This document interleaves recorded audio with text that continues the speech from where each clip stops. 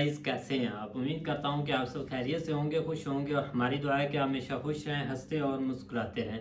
मेरा नाम है रहमान अनवर और मैं हूँ और मैं हूं जफर इकबाल। और आज हम जिस वीडियो पर रिएक्ट करने जा रहे हैं, इस वीडियो का टाइटल है anti India UK minister resign after pressure. तो देखते हैं भाई वीडियो। अगर वीडियो पसंद आए तो लाइक सब्सक्राइब जरूर कीजिएगा और कमेंट में अपनी राय का इजहार जरूर कीजिएगा। तो करते हैं भाई video start.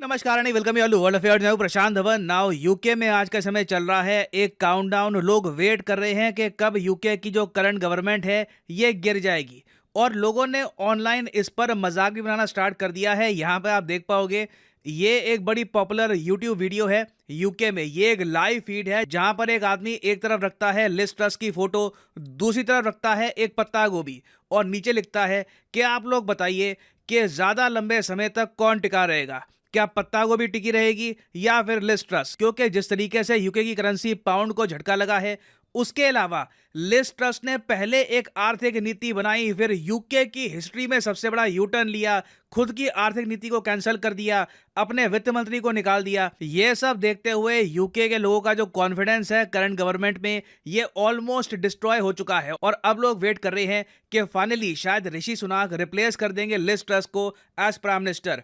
Now Liz Truss का जो फॉल है, जो इवेंचुअली होना ही होना है, मुझे पर्सनली पता नहीं कि पत्ता गोभी जीतेगी या फिर लिज ट्रस, मगर इवेंचुअली आप देखोगे कि इनकी सरकार गिरनी ही है। तो उस बड़े फॉल से पहले हम ये देख रहे हैं कि एक एक करके जो लिज ट्रस के अंडर इनके मंत्री हैं, या तो इनको निकाला जा रहा है या फिर ये खुद मजबूरी में आकर रिजाइन कर रहे हैं। अभी रिसेंटली हमने देखा कि ब्रेवरमैन ने रिजाइन कर दिया। यहां पर आप देख पाओगे जी, ये है आपके सामने सुएला ब्रेवरमैन। रिसेंटली ये इंडिया में काफी पॉपुलर हो गई थी क्योंकि इन्होंने बहुत ही एक अटपटी सी बात कर दी। ये यूके की होम सेक्रेटरी थी, एक बहुत ही इंपॉर्टेंट मिनिस्टर थी लिज ट्रस के अंडर, और जब इंडिया और यूके बहुत करीब थे एक फ्री ट्रेड एग्रीमेंट साइन करने के, उसी टाइम ब्रेवरमैन ने यह कह दिया कि इंडिया के साथ फ्री ट्रेड एग्रीमेंट साइन करना हमारे लिए फायदेमंद होगा या नहीं होगा, हम इसके बारे में कह नहीं सकते, क्योंकि इस एफटीए के अंडर जो माइग्रेशन है भारत से यूके में, मतलब कि भारत के बहुत सारे लोग आराम से यूके में आ पाएंगे, इस चीज को लेकर ये काफी चिंतित हैं। और इन्होंने फिर ये भी ऐड कर दिया कि रिसेंटली जो यूके में दंगे हुए थे ना, उसका कारण भी था कि बहुत ज्यादा इमिग्रेशन हो रही है, बाहर के लोग बहुत ज्यादा आ रहे हैं यूके में। तो ये बातें सुन के इंडियंस को बहुत दुख लगा, क्योंकि पहली बात तो एक हिंदू टेंपल पे अटैक किया गया, यूके में दंगे हुए, जो इंडियन ओरिजिन के लोग हैं उनको अटैक किया गया, और उसके बाद इस सब की जो जिम्मेदारी है ये डाल रही है इंडियन इमिग्रेशन पर। तो भारत में लोग बहुत ज्यादा गुस्सा थे, भारत सरकार गुस्सा थी। मैंने आपको उस टाइम दिखाया था इस वीडियो में, जो 1.2 मिलियन लोग देख चुके हैं, कि कई ब्रिटिश जर्नलिस्ट ने खुद रिपोर्ट किया है कि भारतीय गवर्नमेंट इतनी जरा गुस्सा है कि एक बार को India UK free trade agreement शायद साइन ही ना हो पाए इन कमेंट्स की वजह से। अब यहाँ पर आप क्वेश्चन पूछ सकते हैं कि ब्रेवरमैन ने जो इस्तीफा दिया है, क्या ये इंडिया की वजह से है? क्या इंडिया के खिलाफ जो इनकी स्टेटमेंट्स थी ये मेन रीजन है इनके इस्तीफे का? देखो, पहली बात तो ये जान लो कि इनको फोर्स किया गया है कि आप इस्तीफा दीजिए। ये अपना पद छोड़ना नहीं चाहती थी। ये यूके मीडिया ने खुद रिपोर्ट किया है कि ब्रेवरमैन को फोर्स किया गया था to resign as UK's home secretary. उसके अलावा अब देखो, आप ये तो चाहोगे नहीं कि ये आप बोलो कि एक फॉरेन कंट्री के साथ जो ब्लंडर कर दिया है उसकी वजह से आप अपने देश के मिनिस्टर को निकाल रहे हो। तो उन्होंने यहाँ पर बहाना ये डाल दिया कि ब्रेवरमैन की मेन गलती ये थी कि इन्होंने अपनी पर्सनल ईमेल आईडी से एक fellow MP member of parliament को एक ईमेल लिख दिया, और उस ईमेल में कुछ कॉन्फिडेंशियल बातें शेयर कर दी इमिग्रेशन पॉलिसी को लेकर, जो एक इतना बड़ा इशू नहीं होता एक मंत्री को निकालने का इतनी जल्दी। यूजुअली आप अगर देखोगे तो काफ़ी बार देखा गया है कि मिनिस्टर्स या फिर जो सरकार में लोग होते हैं ये अपनी ऑफिशियल ईमेल आईडी की जगह जो अपनी प्राइवेट ईमेल आईडी है वो यूज़ कर देते हैं। तो ये आप कह लीजिए बस एक कवर अप है। आप इन सब आर्टिकल्स को अगर प्रॉपरली पढ़ोगे तो बीच में आपको ना इंडिया के साथ जो ट्रेड डील है ये रीजन साफ साफ आपको दिखेगा। हाँ, यूके कभी ओपनली ये क्लेम करेगा नहीं कि भारत के दबाव के अंडर हमारे मिनिस्टर को रिजाइन करना पड़ा, she was forced to resign. अब यहाँ पर आप एक सवाल पूछ सकते हैं, तो क्या ब्रेवरमैन का हटना भारत के लिए एक कूटनीतिक जीत है? देखो, मैं यहाँ पर ये नहीं कहूँगा कि क्या जीत है क्या यहाँ पर हार है, मगर मैं ये जरूर कहूँगा यहाँ पर कि ब्रेवरमैन अपने आप में यूके की मंत्री बना दी गई, ये एक बहुत ही बड़ा प्रश्न चिन्ह रेस करता है यूके में कई लोगों की मेंटेलिटी पर। क्योंकि यूके में मिनिस्टर बनने से पहले काफ़ी बार आपको पता होगा ये बोल चुकी हैं कि मैं ब्रिटिश एम्पायर को लेकर प्राउड फील करती हूँ। ब्रिटिश एम्पायर ने बहुत अच्छे अच्छे काम किए थे। Country from afar as children of empire. They don't, by the way, have any qualms about extolling the virtues of the British Empire. It was the British Empire that brought infrastructure, the legal system, the civil service, the military to countries like Mauritius and Kenya. तो जो इनके विचार हैं, जिस तरीके से ये British empire के बारे में बात करती हैं और ये कहती हैं कि ब्रिटिश एम्पायर ने कोई गलती नहीं करी थी, ब्रिटिश एम्पायर का कोई फॉल्ट नहीं था, ऐसे व्यक्ति को पहली बात तो आप मंत्री बना दो, यही अपने आप में रेसिपी फॉर डिजास्टर है। ऐसी सोच वाला व्यक्ति जब मंत्री बनेगा तो ऑब्वियसली इंडिया के साथ, इवन मैं कहूँगा बाकी कंट्रीज के साथ भी, ये यूके के रिलेशंस बुरी तरीके से खराब कर सकती थी ना। यहाँ पे वैसे मुझे ये बात ऐड करनी पड़ेगी कि इवन दो इन्होंने बहुत ही बड़ा ब्लंडर कर दिया, भारत को लेकर एक ऐसी स्टेटमेंट दे दी जिसकी कोई आवश्यकता नहीं थी। इंडिया एक बहुत ही इंपॉर्टेंट कंट्री है यूके के लिए, तब भी ऐसी स्टेटमेंट देना खुद की पॉलिटिक्स चमकाने के लिए एक बहुत ही बड़ा ब्लंडर था। और इन्होंने अपना ब्लंडर करेक्ट करने की कोशिश भी करी थी। बीच में इन्होंने ये भी कहा कुछ ही दिनों पहले कि इंडिया एक बहुत ही इंपॉर्टेंट कंट्री है यूके के लिए, इंडिया के साथ जो रिलेशंस हैं यूके के, ये काफ़ी हद तक मैटर करते हैं और यूके चाहता है कि बहुत ही जल्द दोनों देश एक फ्री ट्रेड एग्रीमेंट भी साइन कर ले। जबकि पहले ये कह रही थी कि इंडिया के साथ एफटीए यूके के इंटरेस्ट में होगा नहीं, क्योंकि फ्री ट्रेड एग्रीमेंट के अंडर बहुत से भारतीय लोग यूके में आ जाएंगे। मगर जब इन पर बहुत ज़्यादा प्रेशर आया, इनकी पीएम ने खुद कह दिया होगा कि ये सब बिना बात पे बोलने की क्या आवश्यकता थी, तब इन्होंने फिर अर्ली दिवाली सेलिब्रेशन में पार्ट लिया और ये कहा कि बिल्कुल मैं तो चाहती हूं कि इंडिया यूके का ट्रेड और security partnership in the future लगातार बढ़ती रहे। मगर इंग्लिश लैंग्वेज में कहावत है, the damage was already done, damage already हो चुका था, इनकी कुर्सी बचने वाली नहीं थी। और अब आपको पता है कि इनको रिप्लेस कौन करेगा?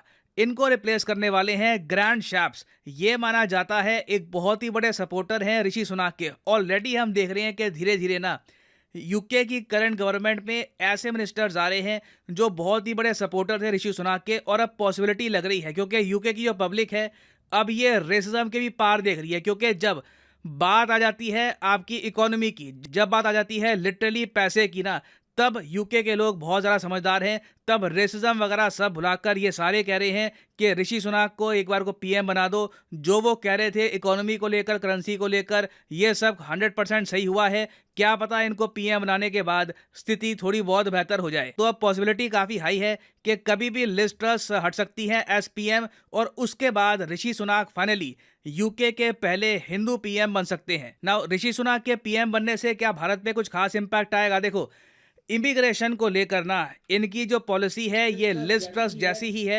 यूके में कोई भी राइट विंग पार्टी का, कंजर्वेटिव पार्टी का नेता आप अगर देखो तो वो इमिग्रेशन को लेकर बहुत ज़्यादा पॉजिटिव आपको नहीं दिखेगा। ऋषि सुनाक भी वैसे ही है, मगर ये एटलीस्ट फेयर तरीके से इंडिया को डील करेंगे और बिना बात की रेसिस्ट कमेंट्स इनकी तरफ से तो नहीं आने वाली। हाँ, एक कंट्री है जिसको ऋषि सुनाक बुरी तरीके से हिट कर सकते हैं, वो है चाइना। लिज ट्रस के अंडर यूके ने चाइना को बना दिया है एक ऑफिशियल थ्रेड। मगर सुनाक का प्लान ये है कि बहुत सारे जो चाइनीज कन्फ्यूशियस इंस्टीट्यूट्स हैं यूके में, इनको भी ये ऑल टुगेदर बंद करा देंगे। और ऋषि सुनाक ये भी चाहते हैं कि यूके और इंडिया की डिफेंस कोऑपरेशन, साइबर सिक्योरिटी में कोऑपरेशन लगातार बढ़ती रहे। और ये बिल्कुल सपोर्ट भी करते हैं इंडिया को to play a leading role globally. और फिर यहाँ पे एक बहुत ही बड़ा फैक्टर आता है हिंदू फोबिया। देखिए, यूके में हिंदू फोबिया, जैसे हमारी भारत सरकार ने कहा, एक मेजर कंसर्न है। रिसेंटली जिस तरीके से अटैक्स हुए थे इंडियंस पे इन यूके, इससे ये बात साफ हो चुकी है कि कहीं ना कहीं हिंदू फोबिया से रिलेटेड अवेयरनेस लाने की आवश्यकता है यूके में। और अगर ऋषि सुनाक यूके में पीएम बनते हैं तो डेफिनेटली ये इस पर्टिकुलर इशू को भी रेस करेंगे। तो अभी देखिए, ये एक न्यूज एंड ट्रांजिशन है। इस टॉपिक से रिलेटेड इन द फ्यूचर बहुत सी डेवलपमेंट्स आएंगी, तो जो भी डेवलपमेंट आती है उससे रिलेटेड मैं अपडेटेड वीडियोस लाता रहूंगा। और हाँ, फाइनली यहाँ पर मैं ये भी ऐड कर दूं कि अनअकैडमी की जो स्पेशल सेल चल रही है अभी 20% डिस्काउंट ऑन ऑल कोर्सेज, आज रात 12 बजे हो जाएगी खत्म। तो अगर आप एक कोर्स परचेज करना चाहते हैं किसी एग्जाम का, चाहे SSC bank, NEET, IIT, JEE bank, आप परचेज कर सकते हैं। आज रात 12 बजे से पहले आपको 20% का फ्लैट डिस्काउंट मिलेगा। फॉर एग्जाम्पल, लेट्स से आप प्रिपेयर करना चाहते हैं यूपीएससी का कोर्स, तो इस लिंक पर करिए क्लिक और यहाँ पे आपके सामने खुलेगा ये पेज। ये जो प्राइसेस हैं ये आपको पे करने की आवश्यकता बिल्कुल भी नहीं है। सिंपली यहाँ पर कोड आप डालेंगे PD10 और आप देखोगे प्राइसेस अपने आप गिरना स्टार्ट हो जाएंगे। You will be able to save a lot of money. याद रखिए आज रात 12 बजे ये ऑफर खत्म हो जाएगा। So while the offer is active, save money, use the code PD10। So इसी नोट के साथ ये वीडियो का अंत। Thank you for listening and as always God bless you all.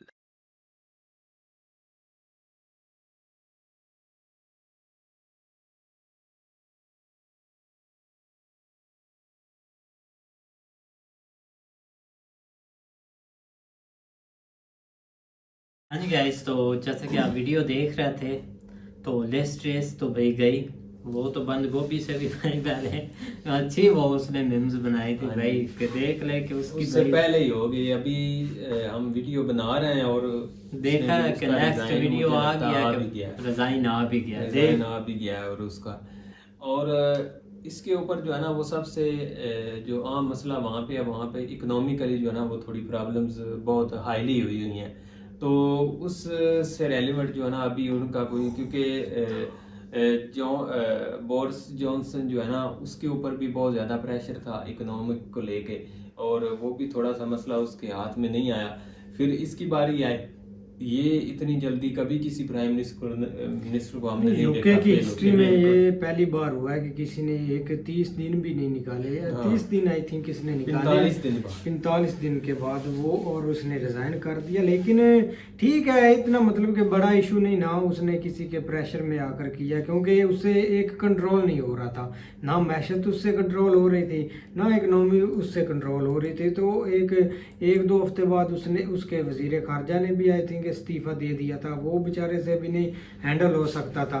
लेकिन ये अच्छी बात है अगर उसने दे दिया। ये कौन सा भाई पाकिस्तान की हुकूमत है कि इनसे हैंडल नहीं हो रहा तो ये इस्तीफा दे दे, कुछ इनसे सीखे। नहीं ठीक है, उससे नहीं कंट्रोल हो रहा, वो एक साइड पर होगी। उसने दूसरे को चांस दिया कि आप जिसको बनाना चाहते हैं, जो हैंडल करना चाहता है, जो मुल्क के मुफाद के लिए अच्छा है, उसको बना दे। इसमें इतनी बड़ी कोई इतना मतलब के बात नहीं है कि या किसी वो एक डर गई या कुछ को खौफ था। एक उसने अच्छा डिसीजन लिया मुल्क के लिए, क्योंकि हमारी एक एशिया में एक सियासत पे पता नहीं क्या क्या हो जाता है, लोग सीटों पर कत्ल कर देते हैं एक दूसरे का, पता नहीं क्या क्या हो जाता है। तो उसने एक अच्छा डिसीजन लिया है, इसी वजह से वो भैया मुल्क तरक्की में है और हम एक दिन ब दिन पीछे ही एक होते जा रहे हैं। इन्हीं वजहों से ये उसका नाम क्या था, सुएला ब्रेवरमन। उसकी बात करें तो बिल्कुल जो है ना वो जेब नहीं देता कि आप किसी भी कंट्री को टारगेट करें। लेकिन ये है कि आने वाले वक्त में इंडिया बहुत इम्पोर्टेंट कंट्री है सभी के लिए, तो इसमें कोई शक नहीं है कि उसके अगेंस्ट कोई भी किसी की जो है ना वो स्टेटमेंट किसी भी कंट्री को वो थोड़ी जो है ना वो गलत साइड पे ले जा सकती है, किसी खासकर जो भी मिनिस्टर टाइप होते हैं। तो अगर उसने ये बयान दी, बाद में उसने कवर करने की भी कोशिश की, लेकिन ये है कि वो बिल्कुल डैमेज कंट्रोल करना जो है ना वो मुश्किल होता है, जो एक दफ़ा हो जाता है इंग्लिश कहावत में। तो आप ये चीज़ जो है ना वो ज़रूर माने कि इंडिया का जो है ना वो प्रेशर वाकई है। क्योंकि आपने जिस तरह आप लास्ट कुछ दिनों से देख रहे हैं, जिस तरह अमेरिका की तरफ से भी कुछ चीज़ें हुई, लेकिन उसके अगेंस्ट भी जो है ना वो डॉक्टर एस जयशंकर साहब ने काफ़ी हद तक जो ना उसके ऊपर चीज़ें जो है ना वो मनवाई भी हैं, और इंडिया को खुद USA को खुद क्लैरिफिकेशन आके देनी पड़ी। तो इस हवाले से जो है ना वो इंडिया एक खिते के लिए बहुत ज़्यादा इम्पोर्टेंट है, और उसका बाकी जो है ना इस चीज़ के ऊपर प्रेशर है। तो बाकी ऋषि सुनाक की बात करें तो वो मे भी हम तो चाहते हैं कि वो नहीं, उनका और उसका एक मुकाबला अच्छा था, लेकिन उसके बाद इसके चांस मुझे तो एक, लेकिन आप जो है ना वो आप जरूर चांस लगता है, क्योंकि उसके ऊपर थोड़ी तवक्कुआत थी, लेकिन ये कि उसके ऊपर नहीं वो पूरा उतरी, और अब इनके चांस जो है ना वो 95% जो है ना वो लग रहे हैं। अब आगे देखो कि ये मुझे लगता है बहुत जल्दी इनका जो है ना वो एक वीक के अंदर अंदर नेक्स्ट प्राइम मिनिस्टर जो है ना वो हो जाना है। तो उसका फ़ायदा बिल्कुल इंडिया को, ज़ाहिर बात है वहाँ पे रूल्स रेगुलेशन के हिसाब से चलते हैं, उसमें कोई पर्सनल बेनिफिट या वो चीज़ें नहीं देखी जाती। जिस तरह इमिग्रेशन के मसले मसैल हैं वो तो ज़ाहिर बात है उन्होंने अपने कानून के हिसाब से बनाने हैं या चलने हैं, वो तो चलते रहने हैं। लेकिन ये है कि वो थोड़ा एंटी चाइना जो है ना वो फील होते हैं कि वो, क्योंकि उसके ऊपर उन्होंने पहले 1-2 दफ़ा आज से महीना 2 महीना पहले कोई स्टेटमेंट है जो है ना वो इशू की थी और उसके ऊपर उन्होंने बहुत अच्छे जवाब भी दिए थे। तो उस हवाले से जो है ना वो लग रहा है। और जो भी वहाँ पे जो स्कूल वगैरह हैं चाइनीज़ के, वो थोड़े से कंफ्यूशंस जो बोलते हैं कि हर जगह इन्होंने एक मचाया हुआ है। बिल्कुल। खैर भाई, उम्मीद करते हैं कि गाइस आपको वीडियो पसंद आएगी। अगर पसंद आए तो लाइक सब्सक्राइब जरूर कीजिएगा और मिन में अपनी राय का इज़हार जरूर कीजिएगा। अल्लाह हाफ़िज़।